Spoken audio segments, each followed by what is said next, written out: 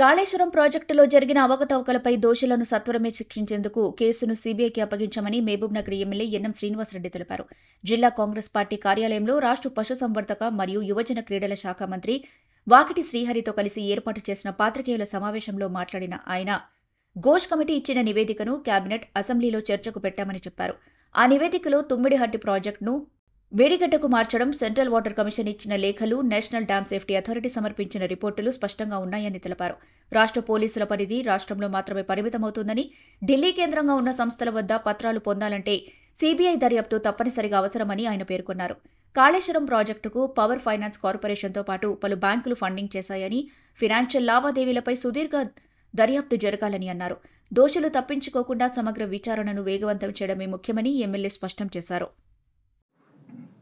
Cabinet decision తీసుకొని Ghosh committee రిపోర్టును అసెంబ్లీలో చర్చకు పెట్టింది. ఇక్కడ టెక్నికల్ అంశం ఏంటంటే, ఘోష్ కమిటీ నివేదిక చూసిన తర్వాత ఏ రకంగా తప్పు జరిగింది ఆ కమిటీ రిపోర్ట్లో చాలా స్పష్టంగా ఉంది. ఇప్పుడు తప్పు చేసిన వాళ్ళను శిక్షించాలి. శిక్షించే అధికారం పోలీస్ వ్యవస్థకు ఉంటుంది, ఇన్వెస్టిగేటింగ్ ఏజెన్సీస్కి ఉంటుంది. అయితే ఇక్కడ రాష్ట్ర ప్రభుత్వ ఆధీనంలో రాష్ట్ర పోలీస్ ఉంటుంది. స్టేట్ పోలీస్ యొక్క జ్యూరిస్డిక్షను ఈ రాష్ట్రంలో జరుగుతున్న వ్యవహారాలు, ఈ రాష్ట్రంలో ఉన్న కార్యాలయాల మీద ఉంటుంది. టెరిటోరియల్ జ్యూరిస్డిక్షన్ స్టేట్ పోలీస్ది ఒక టెరిటోరియల్ జ్యూరిస్డిక్షన్ స్టేట్కు పరిమితమవుతుంది. కానీ ఇక్కడ ఘోష్ కమిటీ ఇచ్చిన రిపోర్ట్లో అంతర్రాష్ట్ర నదీ జలాలకు సంబంధించిన విషయం ఉంది. తుమ్మిడిహెట్టి దగ్గర ప్రాజెక్టు మేడిగడ్డకు షిఫ్ట్ కావడానికి సిడబ్ల్యూసి ఇచ్చిన లేఖల ఆధారం,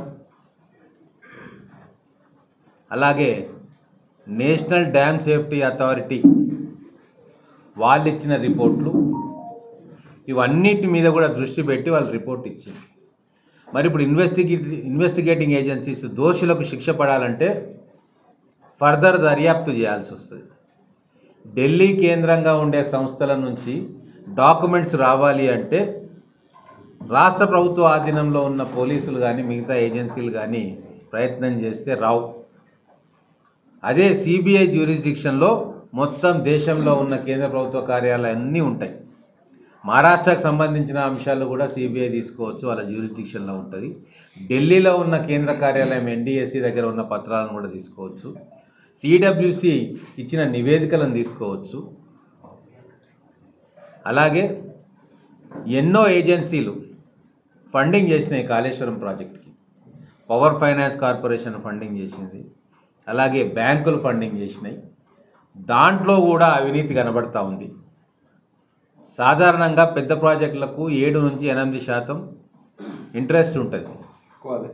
కానీ ఇక్కడ 10.5% కూడా ఇంట్రెస్ట్ తీసుకొచ్చారు.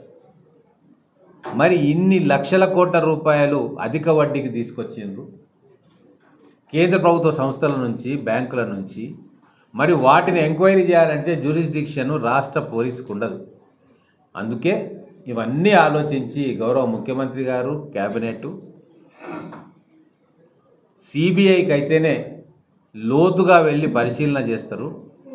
సత్వర ఎంక్వైరీకి సిబిఐ కరెక్టు అని చెప్పి టెక్నికల్ అంశాలతో కూడినటువంటిది కాబట్టి ఈ నిర్ణయం తీసుకున్నారు. ఒక లెటర్ రాస్తే సంవత్సరాలు కేంద్ర ప్రభుత్వ సంస్థల నుంచి మనకు రిప్లై రాదు. మరి అటువంటి అప్పుడు తొందరగా మనం దోషులను నిర్ధారించడానికి లేదా ఏ సెక్షన్స్ మీద కేసు పెట్టి వాళ్ళకి శిక్షించడానికి ఆస్కారం ఉండదు. కాబట్టే ఇంత పెద్ద స్కామ్ జరిగింది, దీన్ని లాజికల్ ఎండ్కు తీసుకుపోవాలి, అది కూడా తొందరగా శిక్ష పడాలి దోషులకు అని చెప్పి సిబిఐ ఎంక్వైరీ ఆర్డర్ చేసింది. ఇందులో బీజేపీ పార్టీ నాయకులు ఆక్షేపించడానికి ఏమీ లేదు. వాళ్ళ కోరిక కూడా ఇదే. గతంలో నేను ఇప్పుడు చెప్పిన లాజిక్కే వాళ్ళ నాయకులు చెప్పిండ్రు. కేంద్ర సంస్థలు కూడా ఇన్వాల్వ్ అయి ఉన్నాయి కాబట్టి సిబిఐకి ఇవ్వాలి అని చెప్పిండ్రు కొంతమంది. దాన్ని అనుసరించే ఈరోజు ఉన్న నిజాలను గ్రహించి సిబిఐకి అప్పచెప్పడం జరిగింది.